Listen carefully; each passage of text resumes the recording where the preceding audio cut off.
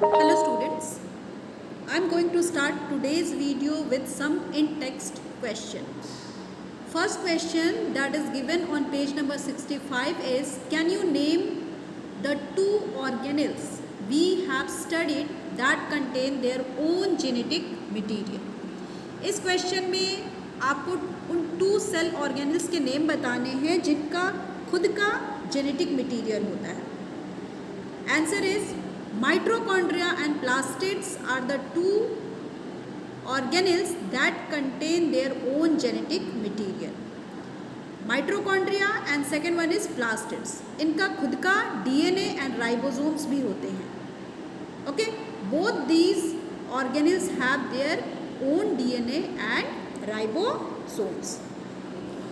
Second question is, if the organization of a cell is destroyed due to some physical or chemical influence, what will happen? अगर cell की organisation, यहाँ पे cell की organisation means वैसे component जो cell को बनाते हैं एंड उस सेल के अंदर अरेंज होते हैं. बेसिकली बोला गया है उन सेल ऑर्गेनल्स के बारे में जो सेल के अंदर ऑर्गेनाइज्ड होते हैं. तो अगर ये सेल ऑर्गेनल डिस्ट्रॉय हो जाए ड्यू टू सम फिजिकल और केमिकल इन्फ्लुएंस, फिजिकली या कोई केमिकल रिएक्शन की वजह से ये डिस्ट्रॉय हो जाए, then what will happen? Answer is, cell is the smallest unit of life. Life का सबसे स्मॉलेस्ट यूनिट क्या होता है? सेल होता है. And which is capable of all living functions. जितने भी लिविंग फंक्शंस होते हैं वो सेल के अंदर होते हैं. If the organization of cell is destroyed due to some reason, then ability of cell to perform all living functions such as respiration, nutrition, excretion, etc. would be affected. तो क्या कहा गया? अगर सेल का कोई एक सेल ऑर्गेनल भी destroy हो जाएगा, देन उसका फंक्शन क्या हो जाएगा? ऑटोमेटिक डिस्टर्ब हो जाएगा. वो फंक्शन परफॉर्म नहीं हो पाएगा. एंड अगर वो फंक्शन ही परफॉर्म नहीं हो पाएगा, देन क्या होगी? हमारी सेल और हमारा जो सेल है वो क्या होगा? अफेक्टेड होगा. Third question is, why are lysosomes known as suicide bags? Lysosomes को सुसाइड बैग्स क्यों कहते हैं? लाइसोसोम्स एक मेम्ब्रेन बाउंड स्ट्रक्चर होता है, थैली जैसी स्ट्रक्चर होती है. ठीक है, उसके अंदर डाइजेस्टिव एंजाइम्स होते हैं. क्लियर है? Digestive enzymes means chemical. तो ये एंजाइम्स क्या करते हैं? इनमें कैपेसिटी होती है किसी भी फॉरेन मटेरियल या माइक्रो ऑर्गेनिज्म को ब्रेक करने या उसको किल करने की. ठीक है, लेकिन कभी कभी ऐसा होता है कि लाइसोसोम डिस्टर्ब हो जाता है या किसी वजह से डैमेज्ड हो जाता है. तो डैमेज होने से क्या होता है? उसके अंदर का जो डाइजेस्टिव एंजाइम है वो रिलीज़ हो जाता है एंड खुद के ही सेल को वो डाइजेस्ट कर जाता है. That's why it is called suicidal bag of the cell. Next is, where are protein synthesized inside the cell? Cell के अंदर प्रोटीन की सिंथेसिस कहाँ होती है? तो सबसे पहले हमें पता होना चाहिए कि जो राइबोसोम्स हैं वो क्या हैं? प्रोटीन सिंथेसिस की साइट है. एंड ये राइबोसोम बहुत ही छोटी छोटी स्ट्रक्चर होते हैं.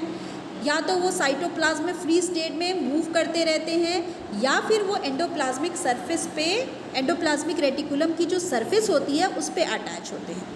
ओके, एंड ये जो राइबोसोम्स होते हैं they are composed of ribonucleic acid and protein, इसके बने होते हैं. क्लियर? तो आपको सबसे पहले बोलना है प्रोटीन की सिंथेसिस जो होती है वो रफ एंडोप्लाज्मिक रेटिकुलम के ऊपर जो राइबोसोम्स होते हैं वो प्रोटीन को सिंथेसाइज करते हैं. ठीक है, एंड ये राइबोसोम्स साइटोप्लाज्म में भी प्रेजेंट होते हैं जो कि स्मॉल अमाउंट पे प्रोटीन की सिंथेसिस करते हैं. Next question, what would happen if the plasma membrane ruptures और ब्रेक डाउन?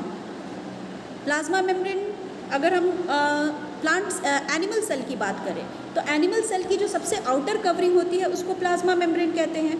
प्लाज्मा मेम्ब्रेन का काम ही होता है कि उस सेल के अंदर के जो कंटेंट है उनको क्या करना? कवर करके रखना, उसको प्रोटेक्ट करके रखना. अगर ये प्लाज्मा मेम्ब्रेन रप्चर हो जाएगा देन डेफिनेटली क्या होगी? सेल के अंदर जो भी चीज़ें हैं वो क्या हो जाएंगी? लीक होने लगेंगी. ठीक है, लीक होने लगेंगी मीन्स इन और आउट। जैसे क्या होती है वो प्लाज्मा मेम्ब्रेन के थ्रू कुछ सब्सटेंस सेल से बाहर भी जाती है एंड कुछ सब्सटेंस सेल के अंदर भी आती है, तो ये प्रोसेस भी डिस्टर्ब हो जाएगी। तो हम बोल सकते हैं कि प्लाज्मा मेम्ब्रेन के डिस्टर्ब होने से, रप्चर होने से क्या होगा, सेल हमारा डाई हो जाएगा, सेल की डेथ हो जाएगी। ठीक है, what would happen to the life of a cell if there was no Golgi apparatus? अगर गोल्जी apparatus नहीं होगा देन सेल पे इसका क्या इफेक्ट पड़ेगा? तो आपको पता होना चाहिए जो गोल्गी apparatus है वो कौन कौन से एक्टिविटीज़ को परफॉर्म करता है। सबसे पहले तो गोल्जी apparatus सेल के अंदर जो भी चीज़ें बनती हैं उनको स्टोर करने का काम करता है, मीन्स स्टोरेज है। ठीक है, एंड कभी कभी उसकी मॉडिफिकेशन भी करता है। ठीक है, and some time it synthesise complex sugar from simple sugar. ठीक है, एंड ये गोल्गी apparatus उन मटेरियल को जो सिंथेसाइज होती हैं उनको पैकेज करता है, उनकी पैकिंग करता है एंड पैकिंग करने के बाद उसको उस जगह पे डिस्पैच करता है जहाँ इसकी ज़रूरत होती है। ठीक है, तो क्या आंसर लिखा हुआ है? If there was no Golgi apparatus in the cell then most activities perform by Golgi apparatus will not take place. अब ये क्या होता है? Membranes of Golgi apparatus are often connected to endoplasmic reticulum. हम ये पढ़ चुके हैं, एंडोप्लाज्मिक रेटिकुलम के आसपास ही ये गोल्गी apparatus होते हैं एंड कलेक्ट क्या करते हैं, सिंपल मॉलिक्यूल को कलेक्ट करते हैं and combine them to make more complex molecule. जैसा कि हमने पढ़ा, सिंपल से कॉम्प्लेक्स मॉलिक्यूल की फॉर्मेशन करते हैं।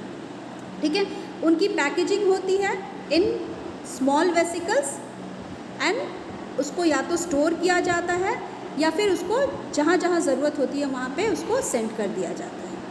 ठीक है, तो अगर गोल्गी apparatus नहीं होगा तो ये सारी प्रोसेस स्टोरेज की, मॉडिफिकेशन की, क्या होगी? नहीं हो पाएगी। ये सारी चीज़ें गोल्गी apparatus के बारे में ही दी गई हैं। कोई भी 2 पॉइंट आप इसके आंसर में लिख दोगे तो it will sufficient for this answer. Okay, similarly next question is which cell organelle is known as powerhouse of the cell and why? Definitely mitochondria are known as powerhouse of the cell. अभी इसको powerhouse of the cell क्यों कहते हैं? क्योंकि mitochondria energy create करता है in the form of ATP। ठीक है, क्लियर है? That's why it is called power house of the cell. This is all about today's video. Thank you.